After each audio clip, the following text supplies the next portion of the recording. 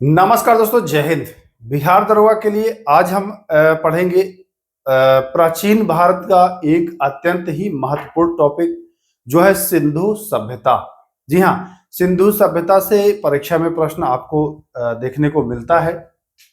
तो इस वीडियो में हम लोग अधिकतर प्रश्न मतलब मैक्सिमम प्रश्न सिंधु सभ्यता से कवर करेंगे। 25 से 30 मिनट का ये वीडियो होगा। इतने में आपको सारे क्वेश्चन जो है वो कंप्लीट करा दिए जाएंगे। आपको समझ भी डेवलप होगा इस वीडियो के अंदर। तो चलिए ध्यान बनाए रखिएगा। पहला प्रश्न देखिए क्या कह रहा है यहाँ पर। अगर मैं बात करूं प्रश्न की, कह रहा सिंधु सभ्यता को किस युग में रखा जाता है। तो सिंधु सभ्यता के लोगों ने कांसा, जी हाँ, कांसा बनाना सीखा और इस वजह से इनको कांस्य युगीन सभ्यता में रखा जाता है।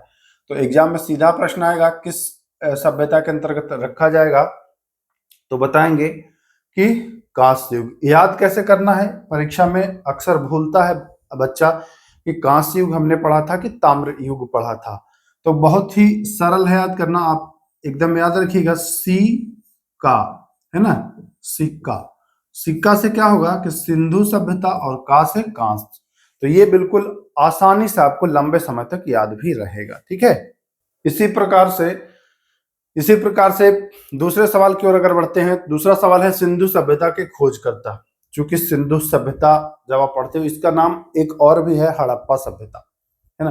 तो हड़प्पा सभ्यता हो या सिंधु सभ्यता हो, दोनों एक ही है। अच्छा, अब आपको लग रहा होगा कि तो हड़प्पा सभ्यता क्यों नाम पड़ा। तो सिंधु सभ्यता का वो पहला स्थल भाई जो खोजा गया, मतलब सबसे पहले सिंधु सभ्यता का कौन सा स्थल खोजा गया, तो वह खोजा गया हड़प्पा। ठीक है, हड़प्पा सबसे पहले हड़प्पा को ही खोजा गया। हड़प्पा को खोजा गया 1921 ईस्वी में। किसके द्वारा, तो खोजा गया है दयाराम साहनी के द्वारा, है ना। दयाराम साहनी, वो क्रिकेट वाला डीआरएस नहीं, ठीक है, दयाराम साहनी के द्वारा खोजा गया है 1921 में। इसी वजह से हड़प्पा सभ्यता को क्या कहा जाता है, तो हड़प्पा सभ्यता को सिंधु सभ्यता भी कहा जाता है। अब जब बात आती है कि हड़प्पा की खोज 1921 में दयाराम साहनी ने, तो प्रश्न ये भी बन जाता है कि सिंधु सभ्यता की खोज किसने। क्योंकि हड़प्पा का ही नाम सिंधु सभ्यता है, तो सिंधु सभ्यता के खोजकर्ता दयाराम साहनी, वर्ष 1921। क्लियर है, क्लियर है। अब आपके मन में आया होगा कि हड़प्पा जब नाम था तो सिंधु सभ्यता क्यों नाम पड़ा। क्योंकि देखिए, सबसे पहली जो खुदाई हुई वह हड़प्पा में हुई, ठीक है, इसलिए ये हड़प्पा नाम प्रचलित है। अब कहेंगे कि तो सिंधु सभ्यता क्यों कहा जाता है, क्योंकि देखिए जो पहली खुदाई हुई ना, तो इसमें अधिकांश जो शुरुआती के स्थल थे वो सिंधु सभ्यता के, सिंधु नदी के किनारे मिले। तो ये कहा जाता है कि सिंधु नदी के किनारे मिलने की वजह से ये सिंधु सभ्यता कहलाया। लेकिन बाद में देखा गया कि कोई चिनाब नदी के किनारे, कोई मांडा नदी के किनारे, है ना, अन्य नदियों के किनारे मिलने लगा। तो कहा गया कि भाई ये तो सारी नदियों के किनारे मिला है, तो सिंधु सभ्यता उपयुक्त नाम नहीं है। तब इसे हड़प्पा सभ्यता के नाम से जाना जाने लगा। ठीक है, तो दोनों पॉइंट आप ध्यान रखिएगा। चलिए अब आते हैं, खोजकर्ता आपने देख लिया। सिंधु सभ्यता में उर, याद रखिएगा, बहुत महत्वपूर्ण है, यहां से प्रश्न बनता है। सिंधु सभ्यता में उर और किस क्या था। यह मेसोपोटामिया से जो मुद्रा मिला था, यही मुद्रा था उर और किस के नाम से जाना जाता था। तो ध्यान रखेंगे, उर और किस एक मेसोपोटामिया से मिले जो था वो मुद्रा था। आइए, सिंधु सभ्यता की सर्वमान्य तिथि देखिए, कहीं 24.5 से 17.5, कहीं 24 से 17। तो याद रखिएगा 24-17 आपका औसत याद रहना चाहिए। चलिए, सिंधु सभ्यता को प्रथम नगरीय क्रांति भी कहा जाता है, तो ये भी ध्यान रखिएगा, है ना। चलिए अगले सवाल की ओर बढ़ते हैं। अगला सवाल, सिंधु सभ्यता के निर्माता के रूप में किसे जाना जाता है। किस जनजाति को सिंधु सभ्यता का निर्माता कहा जाता है। मोस्ट इंपोर्टेंट सवाल है, परीक्षा में आएगा। सिंधु सभ्यता के निर्माता जो है वो मेडिटेरियन जाति को कहा जाता है। किसे, मेडिटेरियन जाति को कहा जाता है। तो सिंधु सभ्यता का जनक, है ना, या निर्माता। सिंधु क्षेत्र में आने वाली, देखिए प्रथम प्रजाति की अगर पूछे, प्रथम प्रजाति पूछे, निर्माता तो मेडिटेरियन बताएंगे, लेकिन प्रथम प्रजाति अगर पूछे तो प्रोटो एस्ट्रोलाइट बताना है। तो दोनों ध्यान रखना है। प्रथम में प्रथम में आपका प से शुरू होता है ना। प्रोटोस्टेलॉइड में भी आप प से ही शुरू हो रहा है यहाँ पर, तो ध्यान रखिएगा, दोनों इजिली याद करिए। सिंधु सभ्यता की लिपि जो थी वो कैसी थी, तो इनकी लिपि चित्राक्षर थी, चित्र बना के लिखा जाता था। जैसे हम यहाँ पर लिखे हैं सिंधु, तो ऐसे नहीं लिखा जाता था, कुछ ना कुछ चित्र बना दिया जाता था, ऐसे बना दिया जाएगा, ऐसे बना दिया जाएगा। ये अब इसका मतलब क्या है ये आप जानिए, ठीक है। तो ये चित्राक्षर थे, इसमें मछली का प्रयोग ज्यादा होता था, यहाँ पर ना मछली का प्रयोग जो होता था वो ज्यादा होता था, तो ये ध्यान रखिएगा, मछली का प्रयोग जो था वह ज्यादा होता था। पूछ सकता है परीक्षा में कि सिंधु सभ्यता के जो चित्र था उसमें किसका प्रयोग अधिकतर होता था, तो मछली का। सिंधु सभ्यता का विस्तार वर्तमान में किन किन देशों में है। अभी आप सिंधु सभ्यता पढ़ते हैं तो सामान्यतः बच्चा समझता है कि ये तो भारत में है और एक है पाकिस्तान में, ठीक है। लेकिन हम देखेंगे कि किन किन देशों में है सिंधु सभ्यता। देखिए, सिंधु सभ्यता भारत में तो है ही, हम लोग पढ़ते हैं अधिक मात्रा में पाकिस्तान, हड़प्पा ये सब पाकिस्तान में ही है। इसके अलावा कुछ क्षेत्र जो है वो अफगानिस्तान में भी हैं, ठीक है। तो अब बात आती है कि अफगानिस्तान में कौन कौन क्षेत्र हैं भाई। तो अफगानिस्तान में जो क्षेत्र है उसमें दो महत्वपूर्ण स्थल हैं, नाम याद रखिएगा, परीक्षा में पूछ सकता है, ऐसे पूछेगा इनमें से कौन सा क्षेत्र जो है वो भारत पाकिस्तान में नहीं है। तो ध्यान रखना है, मुंडीगाक और सुत्तुगुई। जी हाँ, मुंडीगाक और सुत्तुगुई, ये दोनों ध्यान रखना है।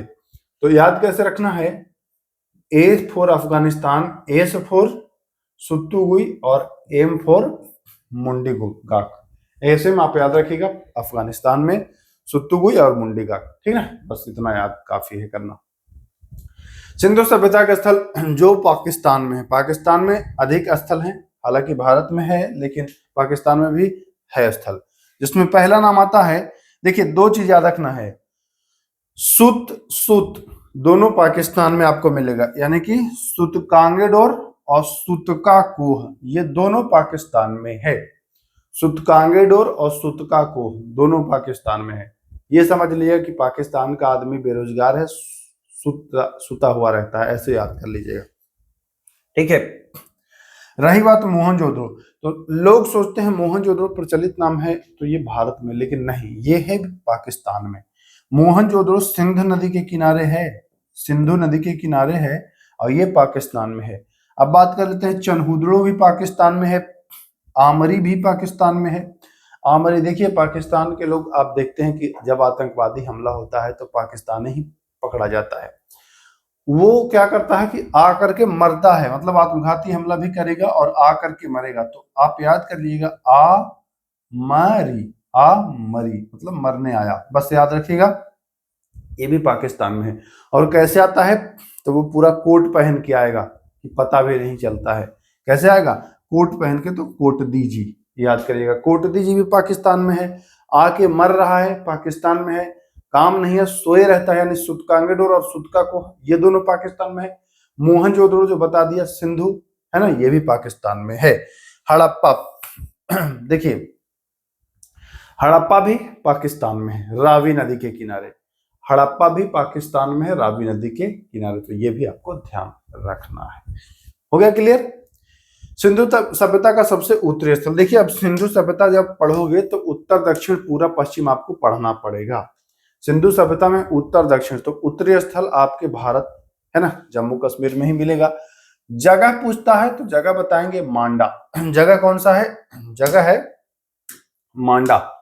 मांडा पूछता है किस नदी के किनारे है, तो मांडा है चिनाब नदी के तट पर, जम्मू कश्मीर में, तो ये आपको ध्यान रखना है। ये सबसे उत्तरी हो गया। उत्तरी मतलब उत्तर, देखिए कहीं भी मैप में ऊपर जो होता है वो नॉर्थ होता है, साउथ जो हो जाएगा वो नीचे हो जाएगा, ईस्ट जो हो जाएगा यानी पूरब, और वेस्ट यानी कि पश्चिम। तो उत्तरी आपने देख लिया, ऊपर नक्शा भारत का देखते हैं तो जम्मू कश्मीर तो है ही, है ना, यहां आपको मिल जाता है मांडा। उत्तरी के बाद अब अगर दक्षिणी की बात करते हैं तो दक्षिण में आप देखिएगा महाराष्ट्र में दाइमाबाद है, दाइमाबाद, ये प्रवारा नदी या दासक नदी के किनारे आपको मिलेगा। तो देखिए दाइमाबाद गोदावरी नदी, सॉरी दासक नहीं, गोदावरी, इसी की सहायक है जो प्रवरा है, तो प्रवरा नदी के तट पर महाराष्ट्र में आपको ये मिल जाता है, ठीक है। चलिए, सिंधु सभ्यता का सबसे पूर्वी भाग, पूर्वी जो है वो उत्तर प्रदेश में है। पूर्वी कहाँ है? उत्तर प्रदेश के मेरठ में, मेरठ में, ठीक है, मेरठ में है। नाम याद रखिएगा, तो नाम है आलमगीरपुर। ये मिलान कराने के लिए दे देगा आपको, आपको अभी लग रहा होगा कि ये सब नहीं पूछता है, मिलान कराने के लिए दे देगा कि मिलान कराएं उत्तरी, दक्षिण, पूर्वी, पश्चिमी, उत्तर। ये हिंडन नदी के किनारे है, उत्तर प्रदेश मेरठ में। अब सबसे पश्चिमी की बात करें तो पश्चिमी जान रहे हैं कि पश्चिमी भारत में नहीं होगा, ये पाकिस्तान में होगा।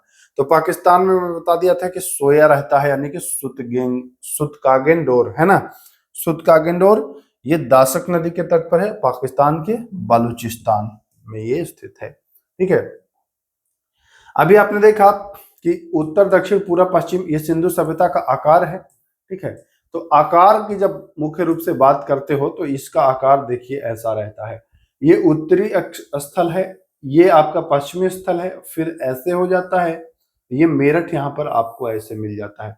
तो ये एक तरीके से आप देखेंगे कि त्रिभुजाकार कहीं ना कहीं आपको मिलेगा। तो त्रिभुजाकार था, ये आपको ध्यान रखना है, ठीक है।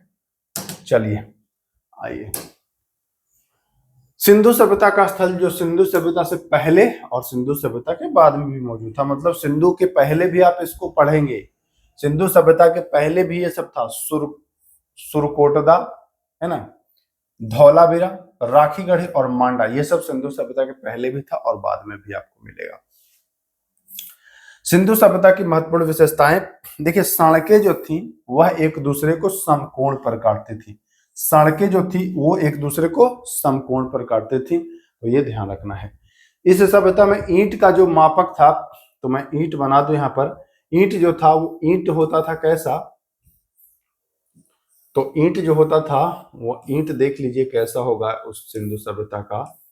तो सिंधु सभ्यता का जो ईंट होगा वह 1:2:4 के अनुपात में है, ठीक है। मतलब ये रहेगा 4, ठीक, और ये वाला रहेगा 1, और ये वाला जो रहेगा यहां से ये रहेगा 2, 1:2:4 के अनुपात में यहाँ का ईंट था, तो ध्यान रखिएगा, ठीक है। चलिए, हड़प्पावासी कांसा, सोना, चांदी से परिचित थे, परंतु लोहा नहीं वो जानते थे। लोहा आप जानते हैं कि बाद में आप पढ़ेंगे लोहा के बारे में, तो लोहा जो है वो नहीं इनको पता था लोहा के बारे में। बाकी सोना, चांदी, कांसा, कांस्य युगीन सभ्यता तो जान ही रहे हैं, कांसा तैयार किया था इन्होंने। सिंधु सभ्यता का एकमात्र नगर, एकमात्र है इसलिए महत्वपूर्ण है, जो दुर्गीकृत नहीं था। सिंधु सभ्यता का लगभग सभी दुर्गीकृत नगर था, लेकिन जो दुर्गीकृत नहीं था वो चनहुदड़ो था। नाम से ही आपको लग रहा होगा कि चनहुदड़ो जो है वह दुर्गीकृत नहीं होगा, ठीक है। चलिए, हड़प्पा खोजकर्ता मैं पहले ही बता चुका हूं कि हड़प्पा को 1921 में दयाराम साहनी ने। याद कैसे रहना है, जब किसी की संपत्ति आप हड़प लोगे तो क्या होगा भाई, तो लोग बोलेंगे कि भाई हड़प लिए दया नहीं आया, हड़प लिए दया नहीं आया, ठीक है। बस याद रखिए कि हड़प्पा तो दया, बस हो गया। 1921 में इतना आपको ध्यान रखना है। चलिए आइए, मोंटगोमरी जिला वर्तमान में साहिवाल जिला, रावी नदी के बाएं तट पर, यह क्षेत्रफल की दृष्टि से सिंधु सभ्यता का दूसरा बड़ा स्थल है। कौन सा है भैया, देखिए हड़प्पा के बारे में कह रहा है कि हड़प्पा जो है यह खोज तो किया गया 1921 में, ये है कहाँ में, तो ये है हड़प्पा मोंटगोमरी जिला में, पाकिस्तान में, आप जान ही रहे मोंटगोमरी जिला में। वर्तमान में ये साहिवाल जिला में आ गया है, और हड़प्पा को मैं पहले ही बता चुका हूं कि ये रावी नदी के तट पर है। तो रावी नदी के किस तट पर है, तो रावी नदी के बाएं यानी कि लेफ्ट हैंड पर यह स्थित है।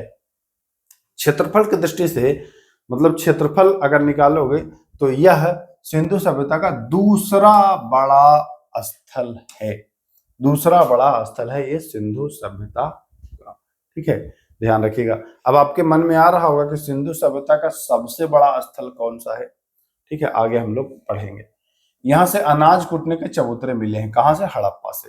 हड़प्पा से ताबूत में शव, ताबूत में जो शव दफनाया जाता है वो भी मिला है। एक कमरे वाला बैरक भी मिला है। 6 अन्न भंडार की 2 लाइनें, अन्न भंडार देखिए 6 अन्न भंडार ऐसे मिलेगा आपको, 3, 4, 5 6 की 2 कतार ऐसे ऐसे मिलेगा आपको। यह भी आपको हड़प्पा हड़प्पा से स्वास्तिक चिन्ह का भी प्रमाण मिला है। स्वास्तिक चिन्ह जो होता है उसका भी प्रमाण हड़प्पा से ही मिला है। अब बात करते हैं मोहनजोदड़ो की। आइए, मोहनजोदड़ो भी पाकिस्तान में ही है।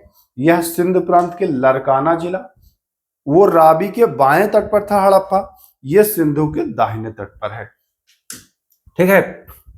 क्षेत्रफल दृष्टि से सिंधु सभ्यता का सबसे बड़ा नगर मोहनजोदड़ो, दूसरा बड़ा तो हड़प्पा।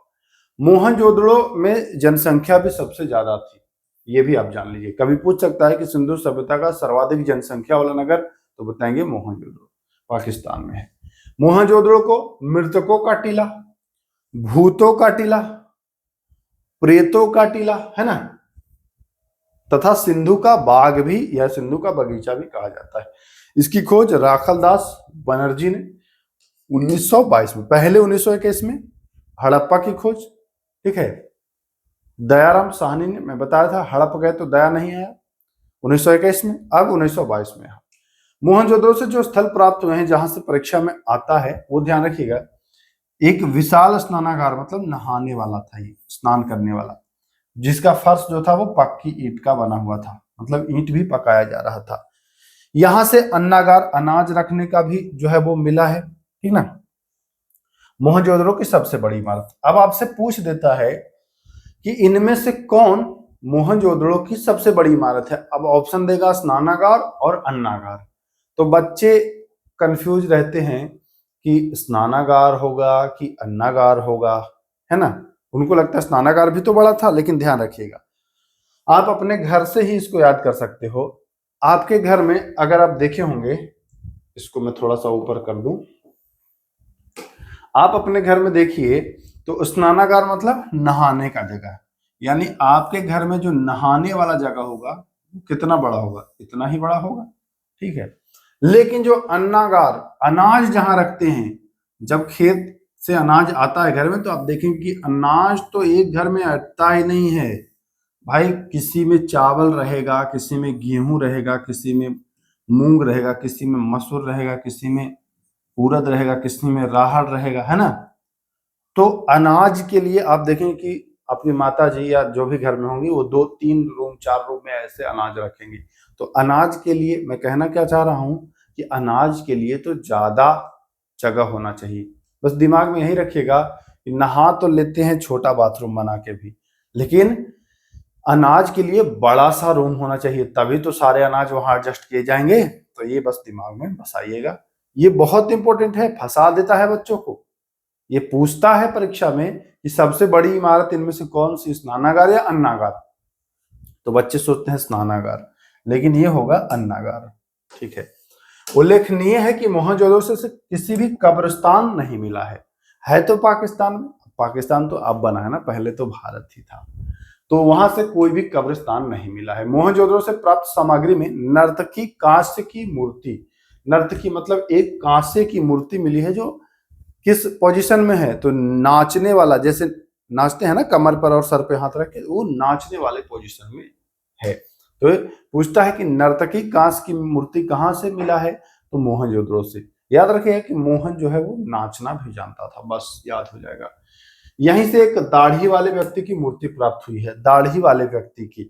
तो लोगों ने कहा कि ये हो सकता है पुजारी हो, तो कभी परीक्षा में घुमा के पूछ दे कि भाई पुजारी का मूर्ति कहां से मिला है, तो कहेंगे कि पुजारी यानी कि दाढ़ी वाला, ये भी मिला है आपका कहां से, तो मोहनजोदड़ो से। बिल्कुल कमेंट करें समझ में आ रहा है कि नहीं आ रहा है, ठीक है।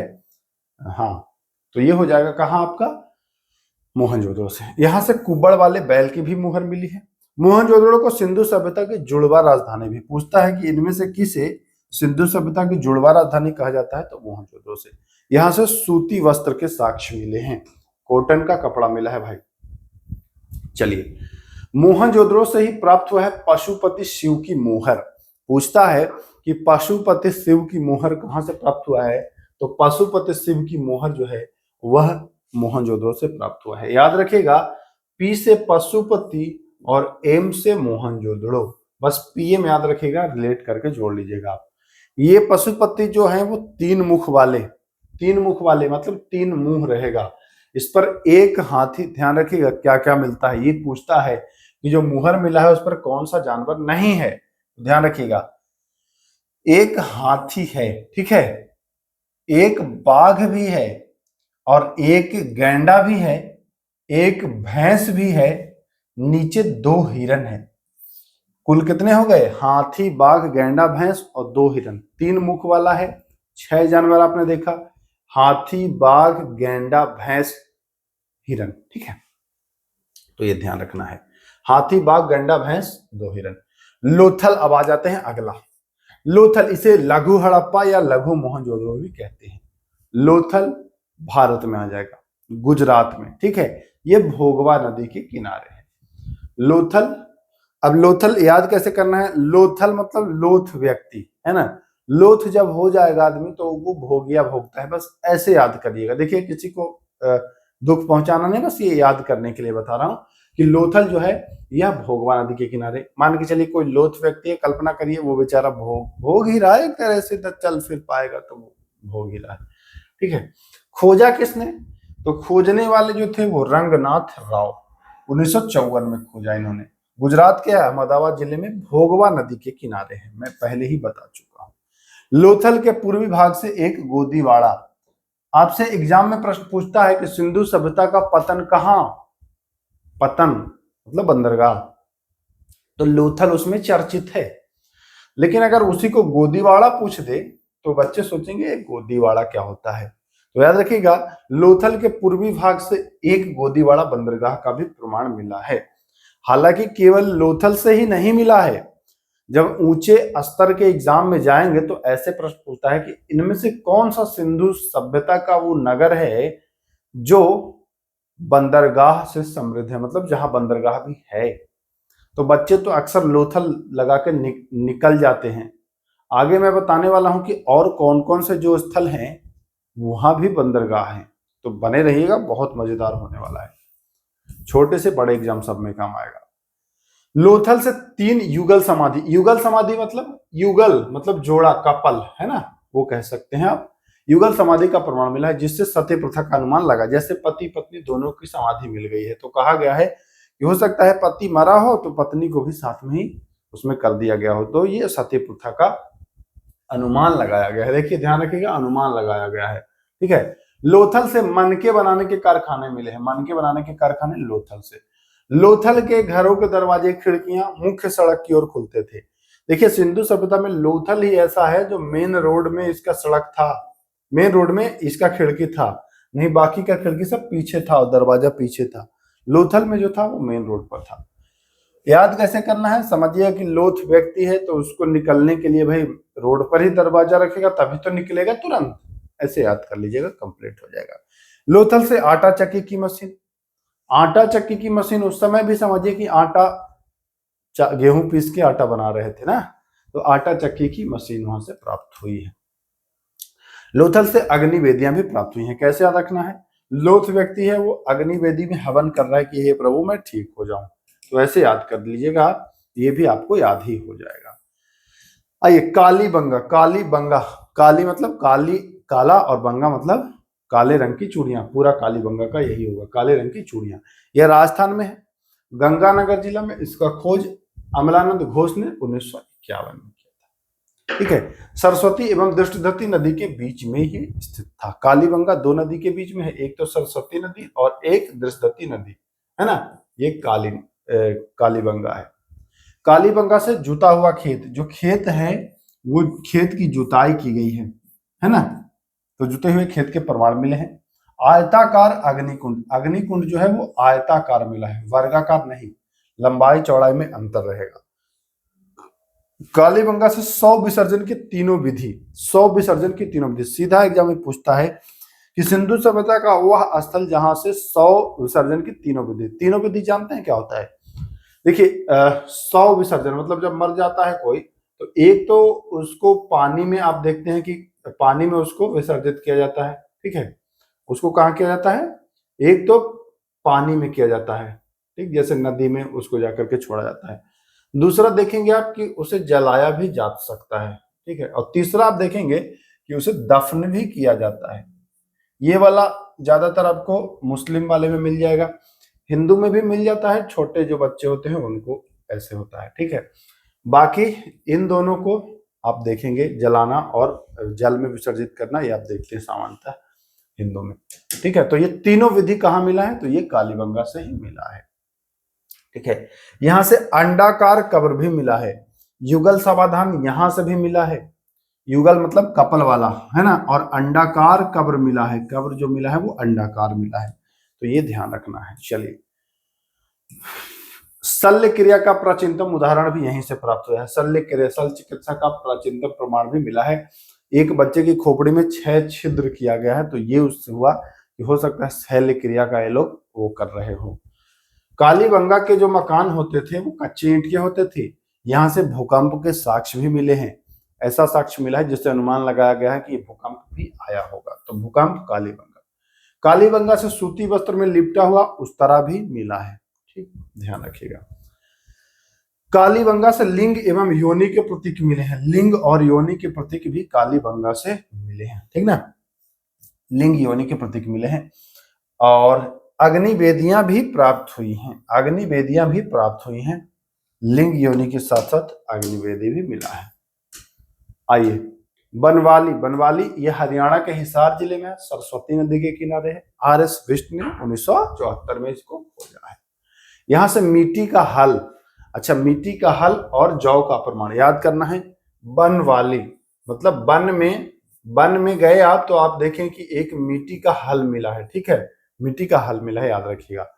धौलावीरा ये बहुत ही महत्वपूर्ण है, धौला मतलब सफेद कुआं, धौलावीरा का मतलब सफेद कुआं, यह गुजरात के कच्छ जिला में है, 1967-68 में जोशी जी ने खोजा है इसको।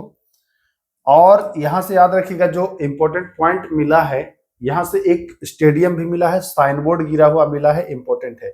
यूनेस्को की सूची में शामिल होने वाला पहला भारतीय सिंधु सभ्यता का ये स्थल हो गया है, ठीक है, हड़प्पा स्थल है जो यूनेस्को की सूची में सबसे पहले इसको शामिल किया गया है भारत का, ठीक, ध्यान रखिएगा। धौलावीरा, धौलावीरा बता चुका हूं, सफेद कुआं इसका अर्थ है।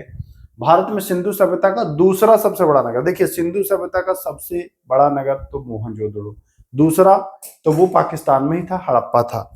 और भारत की अगर बात करें तो भारत में आप देख रहे हैं कि भारत में सिंधु सभ्यता का दूसरा सबसे बड़ा नगर जो है वो धौलावीरा है। सबसे बड़ा कौन है, आएंगे चर्चा करेंगे।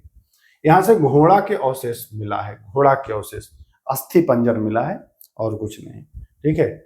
चलिए, हड़प्पा सभ्यता का एकमात्र स्टेडियम भी मिला है। अब कहेंगे उस समय भी स्टेडियम भी मिलता था, तो हाँ कीड़ा घर है, स्टेडियम ही है, धौलावीरा से ही प्राप्त हुआ है।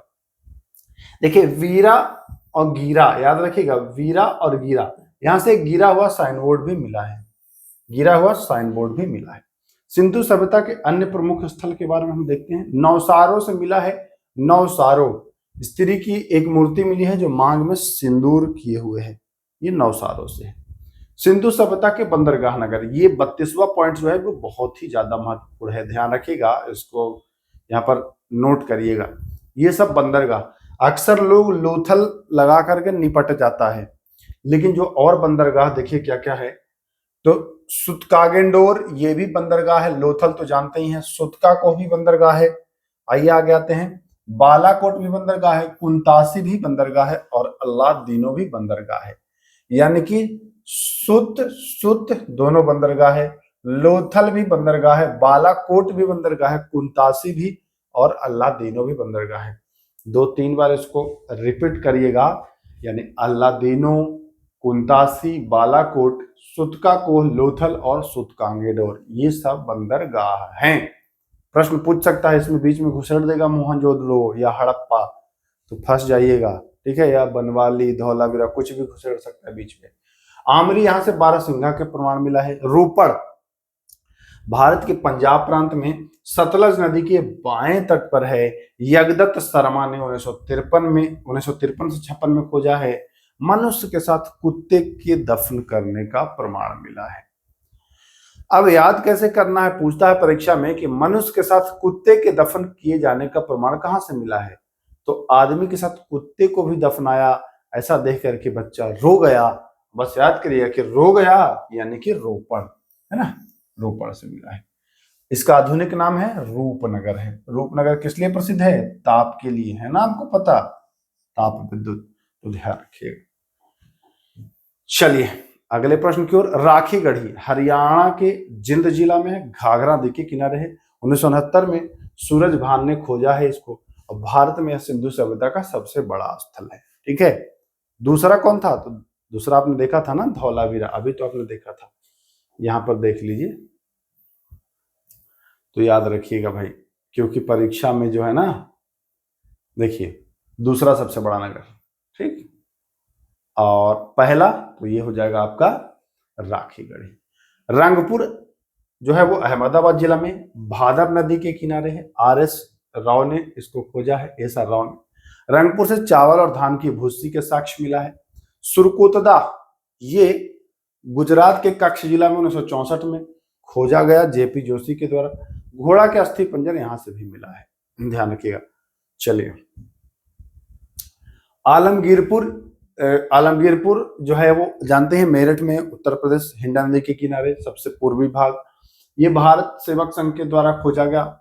और महत्वपूर्ण तथ्य है, सिंधु सभ्यता के निवासी जो थे वो शाकाहारी भी थे और मांसाहारी भी थे, मतलब मछली उछली या मांस भी खा रहे होंगे। ठीक है, सिंधु सभ्यता की आर्थिक जीवन का प्रमुख आधार था कृषि और पशुपालन। सिंधु सभ्यता में चनहुदड़ों से लिपस्टिक के प्रमाण प्राप्त हुए हैं, ये बहुत जरूरी नहीं है लेकिन जान लीजिए। सिंधु सभ्यता में मानव बलि के प्रमाण मिले हैं। 4 व्हीलर का मॉडल भी मिला है। चनहुदड़ों में मानव की बलि दिया जा रहा है ऐसा प्रमाण मिला है। 4 पहिया चनहुदड़ों, चन 4 याद रखिएगा, चनहुदड़ों में 4 पहिया। ये दुर्गीकृत नहीं था, चनहुदड़ों के बारे में बताया था ना कि दुर्गीकृत नहीं था, याद रखिएगा। सिंधु सभ्यता से नहर या नाले का कोई भी प्रमाण नहीं मिला है। ठीक है, नालियां मिली हैं, नालियां जो है वो मिली है, नाला नहीं मिला है। सिंधु सभ्यता में लोथल से चावल के अवशेष, हरियाणा से भी चावल के अवशेष मिला है। सिंधु सभ्यता में कपास जो है मुख्य फसल है। सूती वस्त्र भी आपको मिला ही है, पता ही होगा। सिंधु सभ्यता के पशु जो थे वो मुख्यतः, पूछता है कि इनमें से कौन सा पशु नहीं था, तो ध्यान रखिएगा, बैल, गाय, भैंस, बकरी, भेड़, गैंडा, सुअर। ठीक है, कुत्ता, बिल्ली, गधा, ऊंट, हाथी, बाघ, हिरन, मोर, कुबड़ वाला, सांड। कहीं भी इसमें आप घोड़ा नहीं देखे। अब आप कहेंगे कि बता रहे हैं कि घोड़ा का अस्थि पंजर भी मिला है, घोड़ा का नाम नहीं ले रहे हैं, तो देखिए घोड़ा का केवल अस्थि पंजर मिला है और कोई प्रमाण नहीं मिला है। तो कहा यह गया इतिहासकारों के द्वारा कि भाई और अन्य जगह मिलता तो मान लेते हम, हो सकता है कि जो मेसोपोटामिया से व्यापार करने आते थे उनका घोड़ा आया हो और यही मर गया हो, तो उनका अस्थि पंजर मिल गया। क्योंकि अगर घोड़ा रहता तो जैसे इनके साक्ष्य मिले हैं वो घोड़ा का भी मिलता, है ना। तो ये कहा गया कि जो व्यापारी आते थे हो सकता है उनका घोड़ा मर गया हो, इसलिए वो नहीं मानते इसको। सिंधु वासियों का प्रमुख उद्योग जो था वो वस्त्र उद्योग था। सिंधु सभ्यता में तांबा जो था ये मिलान कराने के लिए देता है कि कौन कहां से धातुएं जो थी वो आयात होती थी, निर्यात होती थी। तो सिंधु सभ्यता में तांबा जो था वो खेतड़ी से, राजस्थान के खान से और बलूचिस्तान से मंगाया जाता था।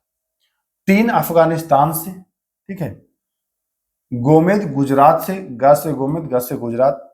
सीसा दक्षिण भारत से, लाजवर्त अफगानिस्तान से, चांदी भी अफगानिस्तान से और सोना ईरान से आता था।